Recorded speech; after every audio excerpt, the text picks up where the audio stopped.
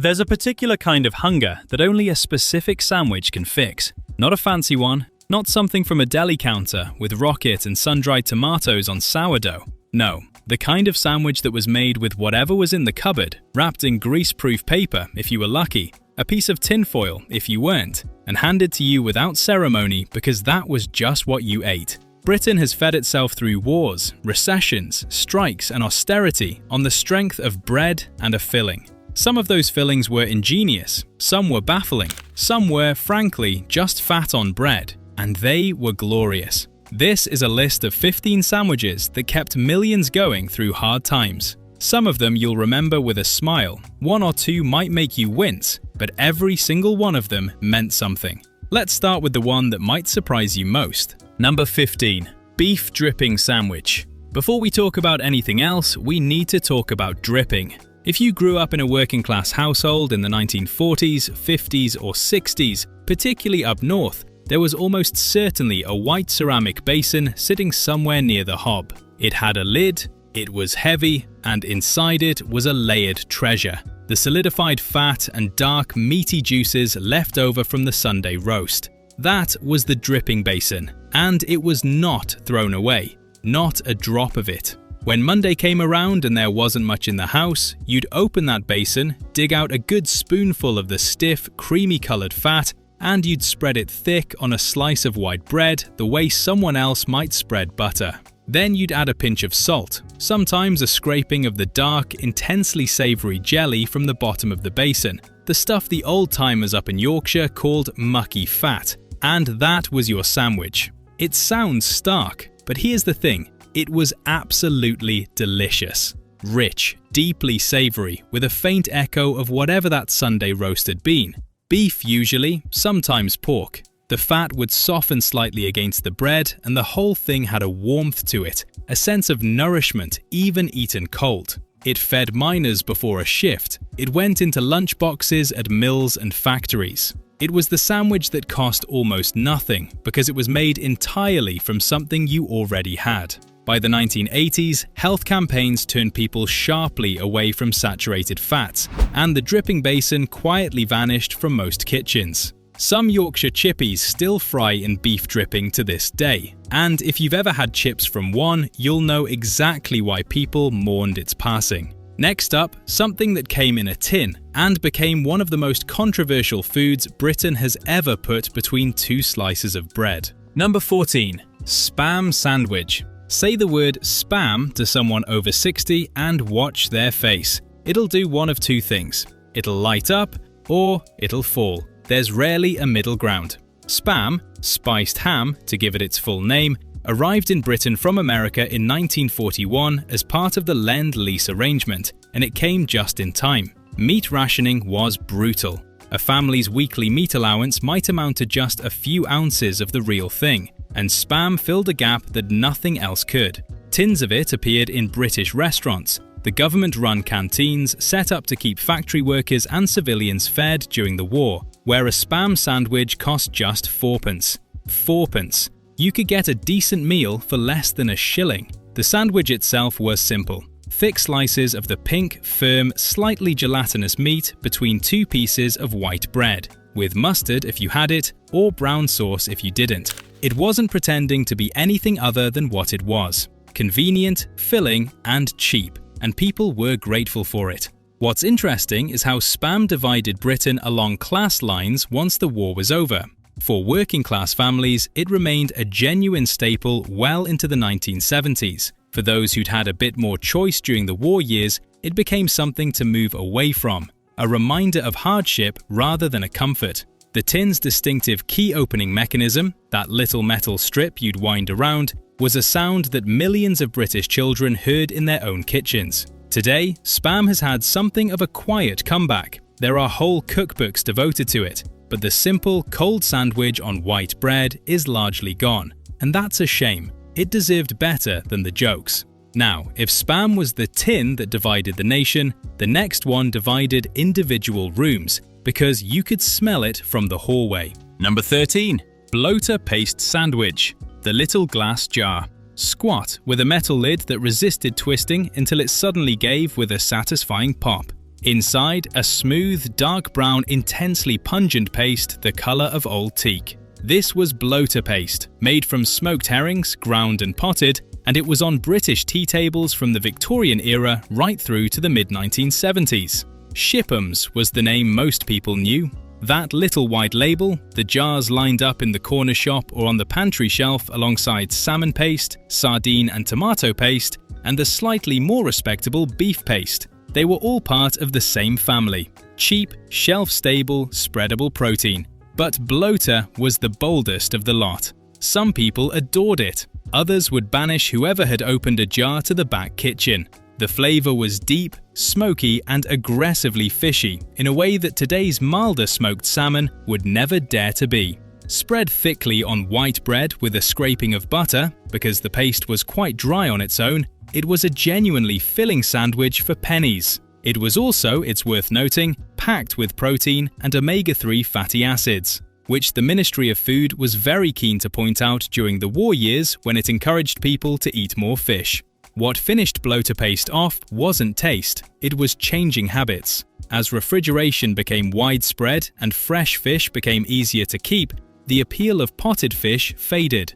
Shipham's still exists, still sells paste, and you can find it if you look. But bloater, specifically, is barely a memory for most people under 50. Go on, admit it. You can almost smell it, can't you? Number 12. Sugar sandwich. Right, this is the one that tends to stop younger viewers in their tracks. 2 slices of white bread, a spread of margarine, not butter usually, because butter was expensive and margarine was cheap. And then, over the top of that margarine, a generous scatter of white granulated sugar. That's it. That's the sandwich. It sounds like it shouldn't work. It sounds like something you'd make on a dare. But for children growing up in Britain in the 1940s, 50s and into the 60s, a sugar sandwich was simply what a sweet treat looked like when there wasn't money for biscuits or cake or sweets. And after years of sugar rationing, which didn't end until 1953, a sandwich with actual white sugar on it felt genuinely like a luxury. The texture was the thing people remember most. The sugar crystals didn't dissolve into the margarine. They stayed gritty, crunchy, so that each bite had this slightly sharp, sweet resistance before the softness of the bread underneath. Eaten quickly, before the margarine had a chance to start softening the crystals, it had a snap to it. It was cheap, it was sweet, and it was made from things that were always in the house. This was especially common in working-class households in the Midlands and the North, though it wasn't exclusively either regional or class-specific. Plenty of children across Britain had a version of this on a tight week. Sometimes it was brown sugar, sometimes it was golden syrup instead, which took it in a slightly more glamorous direction. It disappeared not because anyone decided to stop making it, but because there gradually became other options. When you can afford a chocolate biscuit, you have a chocolate biscuit. And speaking of things that came in small containers and made children very happy, the next one is something your nan almost certainly had at the back of the cupboard. Number 11. Potted meat sandwich. Before pâté was something people bought from a deli and ate with crackers and a glass of wine, there was potted meat. And potted meat was not trying to impress anyone. It came in a small, straight-sided jar, sometimes glass, sometimes stoneware in the older versions, sealed with a disc of wax paper or a metal lid. Inside was a smooth but slightly grainy paste, the color of pale brown clay, made from cooked meat offcuts, often beef or pork, combined with fat, seasoning, and sometimes a little stock that had set to gelatin. The aroma when you opened it was savory and dense, almost meaty in the way that cheap cuts can be, deeply flavored precisely because they're not the prime parts. Spread thick on a slice of white bread, potted meat made a completely satisfying sandwich. It wasn't flashy, there was no garnish, you didn't need anything else on it, though a scraping of mustard was a welcome addition if you had the mustard. The origins of potted meat go back centuries. It was a method of preservation long before refrigeration, but its golden age as a lunchbox staple was the post-war decades, when families were stretching every penny and using every scrap. You could make it at home from leftover boiled or roasted meat, or you could buy it in a jar for a few pence at the grocer's. Either way, it was honest food that did the job. By the 1980s, as processed foods became more sophisticated and people's palates broadened, potted meat quietly retreated. Today it's almost impossible to find commercially, though some traditional butchers in the north still make their own. If you ever find one, try it. It'll taste like 1962. Right then, from the serious to the magnificent. The next sandwich is one that never really left, but deserves to be properly celebrated. Number 10. Chip Butty. There are things the British have contributed to world cuisine, and then there is the chip butty, which transcends mere food entirely and becomes something closer to a philosophy. 2 thick slices of white bread, real butter spread generously, and this matters. Don't let anyone tell you margarine is acceptable here.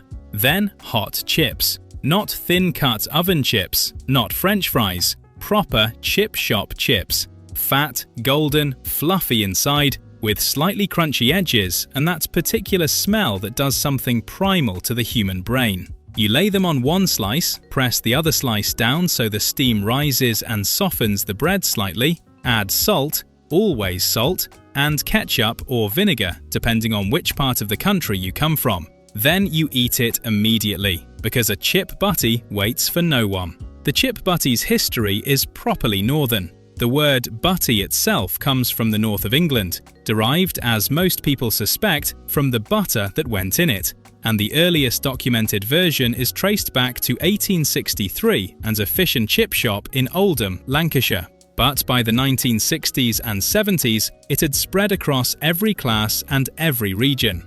There's something deeply democratic about a chip butty. The Earl of Sandwich himself could have had one and felt entirely at ease. It was cheap because chips were cheap. A portion from the local chippy cost pence. A loaf of bread cost pence. You had a meal that was hot, filling, deeply satisfying, and would see you through a working afternoon without complaint. The chip butty never truly disappeared. You can still get one, but it's become more of an occasion sandwich than an everyday one. It deserves more frequent attention. From the triumphant to the quietly brave, the next one required your grandmother to be completely unsentimental about Sunday leftovers. Number 9. Ox Tongue Sandwich. This one requires a moment of honesty, because if you didn't grow up eating ox tongue, the idea of it can seem a little confronting. It's a tongue from an ox, sliced and eaten cold between 2 pieces of bread. But here's the thing, and this is where older viewers will be nodding, ox tongue is absolutely, genuinely lovely. It has a fine, tender texture unlike any other cold cut, slightly firmer than corned beef, but without the stringiness, with a clean, rich, beefy flavour that pairs beautifully with the sharpness of English mustard. And it cost virtually nothing because tongue was a cheap cut that nobody posh wanted. The ritual around ox tongue was part of its appeal. Grandmothers, and it was almost always grandmothers, would buy a whole tongue from the butcher and cook it slowly in a pot of water with bay leaves, peppercorns and onion until it was completely tender.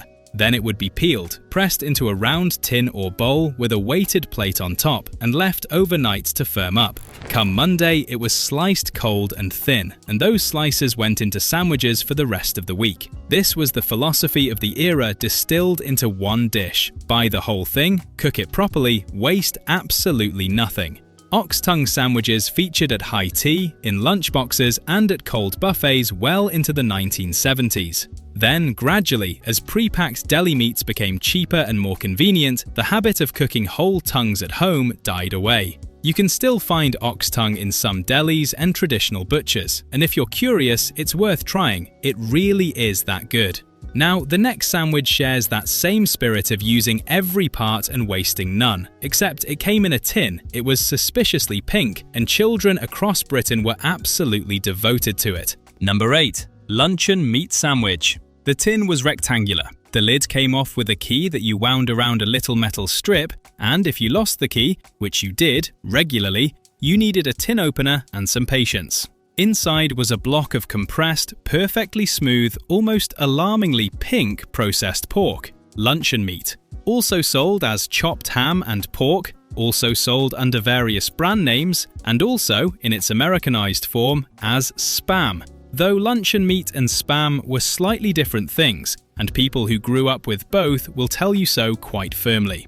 Sliced cold and laid on white bread with a smear of mustard or a bit of brown sauce, it was one of the most common lunchbox fillings in Britain from the 1950s right through to the 1980s. Some families fried their luncheon meat first, sliced and put in a hot pan until the edges crisped and turned a slightly darker pink, slightly caramelized, and eaten hot in a sandwich. It was transformed into something genuinely excellent. The texture was its own thing, smooth almost to the point of uniformity, with a faint wobble when you pressed it, and a salt content that meant each bite hit the back of your jaw with a clean, satisfying savouriness. Children didn't ask what was in it. They didn't need to know. It filled the sandwich and it tasted good, and that was enough. Luncheon meat still exists. You can find it in most supermarkets, but it's migrated to the back of the shelf, bought mainly by people of a certain age or those doing retro cooking. The cold luncheon meat sandwich on white bread has, for most people, quietly retired. Completely different in character, but just as honest and just as loved, the next one is the sweetest thing on this list, and it cost practically nothing. Number 7. Banana Sandwich. The banana sandwich occupies a very specific place in British food memory, and that place is slightly chaotic, slightly wonderful, and almost always associated with childhood. It's simple. Take a ripe banana, slice it or mash it onto a piece of buttered white bread, add the second slice, and eat it. That's the whole recipe. No embellishment required, though some people added a dusting of sugar, and some, particularly in Wales and parts of the north, added a very thin scraping of salted butter that somehow made the whole thing sing. What made the banana sandwich significant was its role as a cheap sweet option when there wasn't anything else sweet available. During the war years, bananas disappeared from Britain entirely. They simply weren't imported. Children who were born in 1940 might have been 5 or 6 years old before they ever saw a banana at all. When they came back, they were treated with something close to reverence. A banana in your lunchbox in the early 1950s wasn't nothing. It was a thing worth having. As the decade progressed and bananas became more reliably available, the banana sandwich became the default cheap treat for children whose families couldn't stretch to shop-bought cakes or biscuits. It was sweet enough to feel like a pudding, filling enough to count as food, and it cost a few pence at most. In Wales especially, the mashed banana sandwich has a particularly warm reputation, served at home, at chapel teas, at school. Elvis Presley famously loved a fried peanut butter and banana sandwich, which is a different beast entirely, but the impulse is the same.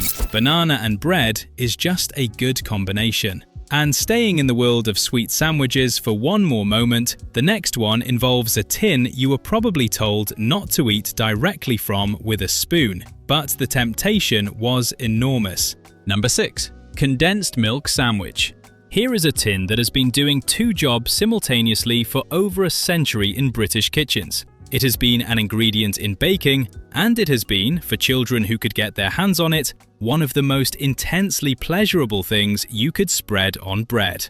Nestlé's sweetened condensed milk, thick, almost honey-like, with a sweetness so concentrated it made your teeth ache slightly, was spread on white bread in a layer far thicker than any jam would dare to be. The tin had two perforations in the top made with the pointy end of a tin opener, and the milk poured out in a slow, lazy ribbon. Tilted over a slice of bread, it spread easily with a knife, though licking the knife afterwards was, at least in this reporter's estimation, non-negotiable. The condensed milk sandwich was a wartime comfort that outlasted the war by decades. During rationing, fresh milk and sugar were both strictly limited, but condensed milk, preserved and tinned, occupied a slightly different rationing category, and in some periods was slightly more available. Families quickly learned that a tin of condensed milk could do an enormous amount of work, in baking, in tea, in rice pudding, and on bread when there was nothing sweet in the house. What made it feel special was its sheer richness. Even a thin layer of it made a piece of plain bread feel almost indulgent. A thick layer made it feel genuinely celebratory, the kind of thing you had when something good had happened, or when someone's mum was in a generous mood. It faded as refrigerators became common and fresh dairy became easier to keep. Fresh cream, fresh butter, real jam, they gradually took over the role that condensed milk had filled. Right then, from something rich and sweet to something that shouldn't have worked as a sandwich filling at all, but convinced an entire generation otherwise. Number 5. Salad cream sandwich. You need to understand that this was not a mistake. This was not someone forgetting to add the filling. The salad cream sandwich, bread, salad cream, second piece of bread, done, was entirely intentional, and it was eaten by millions of British children without a hint of complaint. Heinz salad cream had been on British tables since 1914. It was tangy, slightly sweet, pale yellow, and thinner than mayonnaise. Designed originally to dress salads, but immediately co-opted by the British public for approximately everything else. And at some point, probably in the late 1940s or 1950s, when food was still austere and you used what you had, someone put it on bread on its own and declared it a sandwich. It made a certain kind of sense. Salad cream had flavour. The vinegary sharpness hit the back of your throat, the slight sweetness softened it, and the creamy body meant the bread wasn't dry. There was nothing nutritionally noble about it. It was largely oil, vinegar, and mustard, but it tasted of something when there was nothing else to put on the bread. In school lunchboxes of the 1960s and 70s, it was not unusual at all. Some children had it every day. The bread would be slightly soggy by lunchtime from the moisture in the dressing, and somehow this was fine, acceptable, just Tuesday. Heinz famously threatened to rename salad cream as sandwich cream in 2018 because the data showed that most people were putting it on sandwiches rather than salads, which suggests the tradition never fully died. They ultimately kept the original name, but the point was made. Now, from a sandwich that cost almost nothing to make to one that cost barely more and somehow divided the entire country into two deeply opposed camps. Number 4. Marmite Sandwich. Marmite was invented in the 1900s as a byproduct of the brewing industry. The yeasty residue from beer production, it turned out, was edible and intensely flavorful. And it was initially sold as a health food, which it is, genuinely. It's loaded with B vitamins, including B12, which is notoriously difficult to get from plant-based sources. And in the era before supplements, it was a meaningful nutritional contribution for families who couldn't afford much meat. But Marmite's real power during hard times was economic. A small jar, it came in those distinctive bulbous brown glass jars with the yellow lid, cost very little, and it lasted. You used the thinnest possible scraping, partly because the flavour was so intense that more was simply too much, and partly because you wanted the jar to last the week. Spread thinly on white bread with a reasonable amount of butter, the butter matters, it softens the Marmite's sharp edges. A Marmite sandwich was a complete meal in its way, filling, warming, and if you happen to love it, genuinely satisfying. During the First World War, Marmite was included in soldiers' rations. During the Second, it was recommended by the Ministry of Food as a way to supplement nutrition when meat was scarce.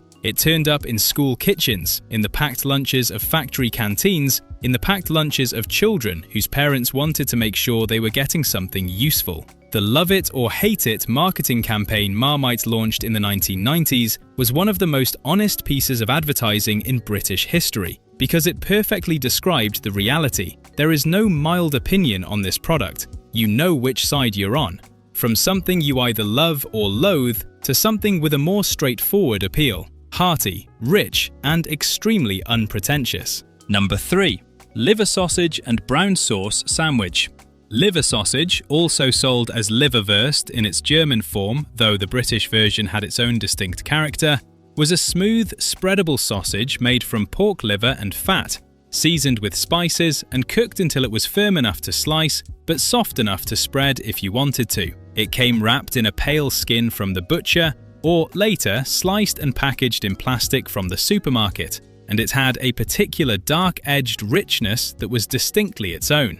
The combination with brown sauce was inspired. Whether you used HP, with its Houses of Parliament silhouette on the label, and its complex, vinegary, slightly fruity flavour, or Daddy's, which was slightly thinner and tangier, the sauce cut through the fatty richness of the liver sausage in a way that brightened the whole thing up. The two together on white bread made a sandwich that was properly substantial. This was a lunchbox staple across the working-class Midlands and North from the 1950s through the 1980s. popular in Yorkshire, in South Wales, in the old industrial towns of Lancashire. It was cheap, it was filling, it required no cooking and no preparation beyond slicing, and it tasted genuinely good. What ended it, largely, was the gradual shift in British taste away from offal-based products. As liver and kidney retreated from the everyday table, liver sausage followed them. By the 1990s, it had become a niche product, still available, still eaten by those who'd grown up with it, but no longer the automatic lunchbox choice it had once been. Some things just need a bit of contrast, and nothing in this list quite demonstrates the British ability to take a humble ingredient and make something genuinely joyful like the next one. Number 2. Beetroot Sandwich. There are sandwiches that are simply eaten and forgotten, and there are sandwiches that leave a mark. The beetroot sandwich left several marks, usually on your fingers, your shirt, and whatever surface you'd put the sandwich down on for a moment. Sliced beetroot from a jar, vinegary, deep purple, with that distinctive earthy sweetness, on buttered white bread. It was a staple of 1960s and 70s packed lunches across Britain, particularly popular in the Midlands and in Scotland, where beetroot had a long culinary tradition. The vinegar from the jar meant the bread didn't need any additional condiment. It dressed itself, in a manner of speaking. The eating experience was singular. That first bite into the cold, firm beetroot would release a splash of purple-pink juice that spread immediately into the white bread. By the time you were halfway through the sandwich, your fingers were stained a vivid reddish purple that no amount of rubbing on your trousers would remove. This was simply accepted. It was part of the experience. What people remember most vividly is the smell when you opened the lunchbox. That sharp, sweet vinegar smell rising up, telling everyone within range exactly what you were having. It was completely distinctive and almost entirely specific to British packed lunches of that era. The beetroot sandwich reflected something important about how British families ate during this period. They used what was cheap, what was available, and what was preserved. A jar of pickled beetroot was inexpensive, lasted weeks in the fridge once opened, and provided something genuinely flavorful when fresh salad vegetables were seasonal or too expensive. It never entirely disappeared. Plenty of people still eat beetroot sandwiches, but it's gone from common to rare, from lunchbox staple to personal eccentricity. Right then, we've saved perhaps the most brilliantly simple for last. Number 1. Crisp Sandwich. The crisp sandwich requires no apology. None. And if anyone tries to give you one, ignore them. 2 slices of white bread, and it really should be white bread, the soft, pillowy, slightly too thin to stand up to anything white bread that is the bedrock of the British sandwich tradition.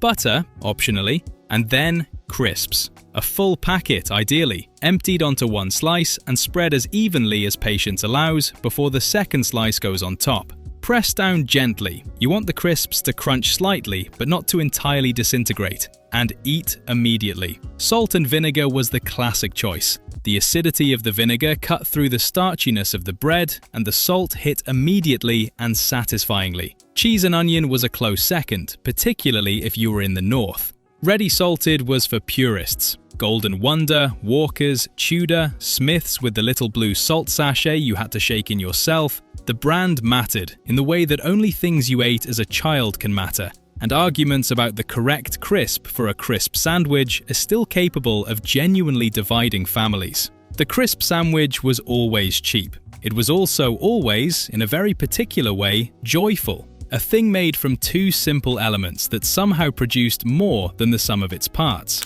The contrast between the soft bread and the shattering crunch of the crisp, the salt, the specific smell of a packet just opened, it was sensory theatre for about 30 pence. It is, in many ways, the perfect summary of what this whole list has been about. Ordinary things, combined with care and a bit of imagination, turning into something worth remembering. And there you have it, 15 sandwiches that didn't ask much of anyone. A few pence, a bit of bread, whatever was in the cupboard or the pantry or the dripping basin, and in return gave millions of people something hot, or sweet, or filling, or comforting, or all 4 at once.